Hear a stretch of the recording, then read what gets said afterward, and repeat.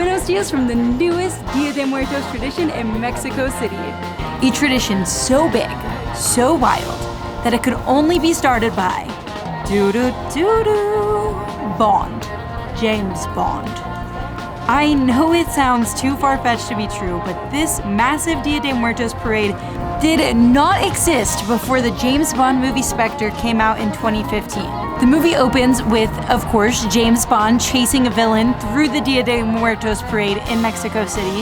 And after the movie came out, there was so much interest from tourists and locals alike that they said, maybe we should start this parade. I've heard that they actually still use some of the props from the movie. We thought the crowds would be similar to when we went to the Mexican Independence Day parade last month.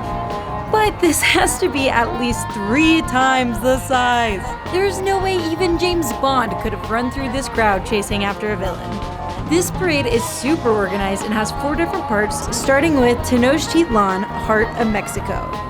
Tenochtitlan is the Aztec city that once stood where Mexico City is today. So this section of the parade is celebrating the roots of this great country. The Aztecs contributed so much to the tradition, the culture, and the food here in Mexico, so it's very special to be seeing some of that here in this parade.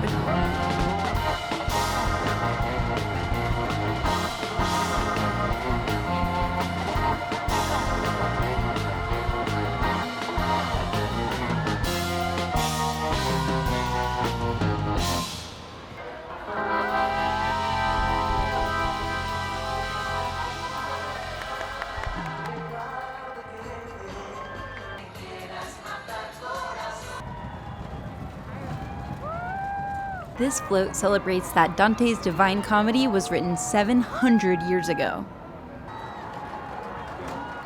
This next section is called Mexico City Today. It highlights some of our favorite aspects of the city today: the colorful artwork, the beautiful architecture, the people, and the food. Yo voy a cantar esta canción para mi gente.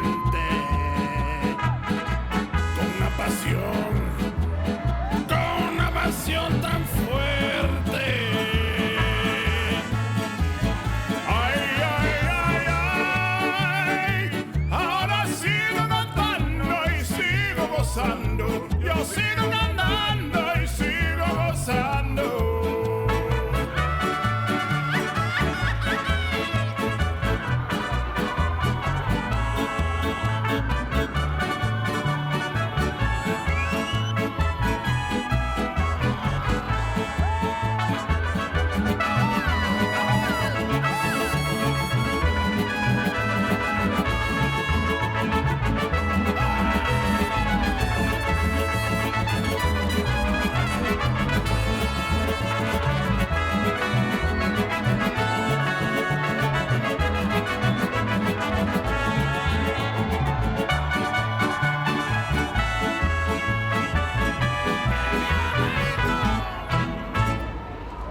This next section is magic and tradition, which reminds me, I forgot our traditional introduction.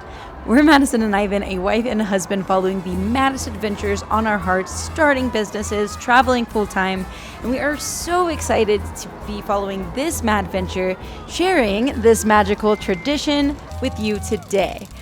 We're going to finish the parade, and after this we are heading to the biggest Dia de Muertos Offerenda in the ZOCALO, which is a long-standing tradition here in Mexico City.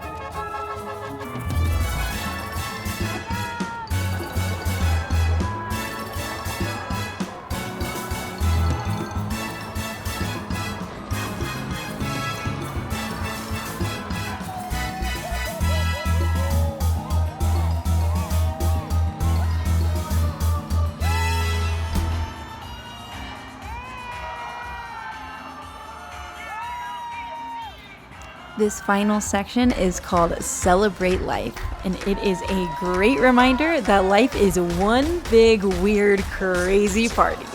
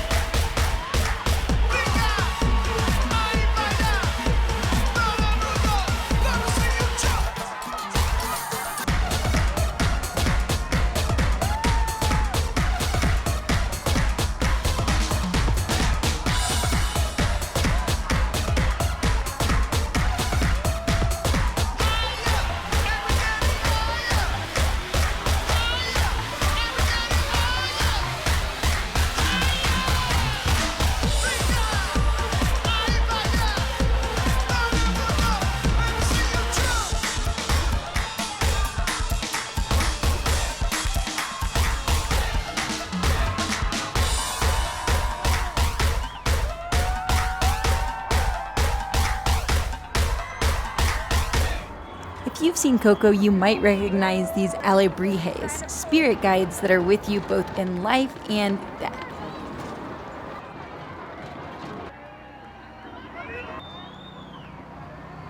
With these lovely queens and kings, women riding on robots, and of course these amazing, extremely ready to go sweet sweepers, we are at a close to the parade.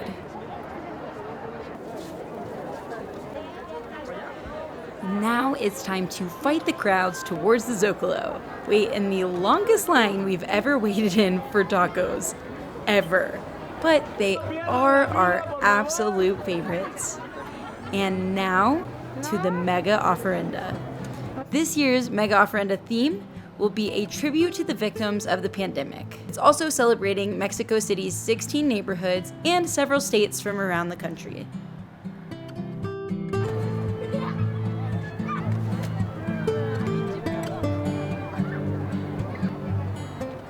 You know, there are a lot less lines in James Bond.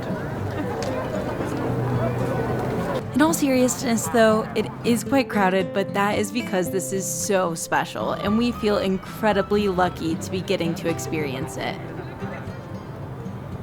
This altar is made up of 27 offerings, each reflecting different states, cities, and indigenous tribes throughout the country. While eventually we would love to experience this holiday in other areas throughout the country, it's really special and cool that we are getting to get a little taste for what that looks like all over this country right here in the center of Mexico City. There is such a variety of traditions being displayed here on the different altars. It is just incredible. These rugs are a tradition from the state of Tlaxcala, Mexico. We watched them making these yesterday, and they were using stencils, colored sawdust, and sand. Then they watered it down to keep it in place, and they are just incredible works of art.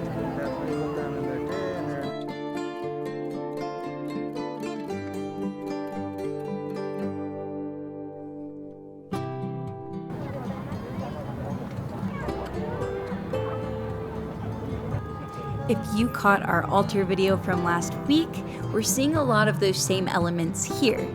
We see photos of the loved ones that have passed on, we see religious iconography, we see skeletons, we see pan de muerto, and we see representations of earth, wind, water, and fire. The wind, a lot of the times as papel picado, earth, a lot of times represented with fruits, veggies, grains, or pan de muerto, fire represented in the candles, and water typically in a glass or somehow represented on the altar. And of course, so many bright, beautiful marigolds.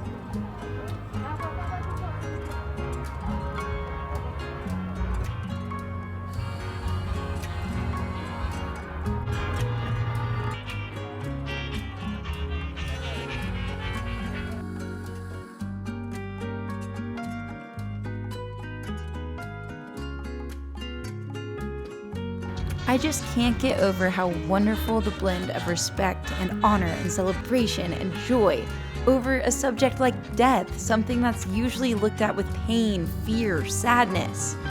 I love this mindset. I think it's so important the way that they are celebrating the lives of their loved ones, taking the time to honor and really think about them. I am so incredibly thankful that Mexico City is so welcoming to tourists coming in and experiencing this.